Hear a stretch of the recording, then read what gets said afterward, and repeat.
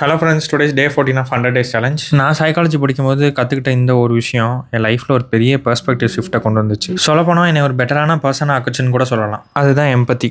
நிறைய பேருக்கு இந்த வார்த்தை தெரிஞ்சிருக்கலாம், ஆனால் எனக்கு அதோட ஆக்சுவலான மீனிங் நான் சைக்காலஜி படிக்கும்போது தான் தெரிஞ்சிச்சு. Empathy is the ability to emotionally understand others by looking at things from their point of view.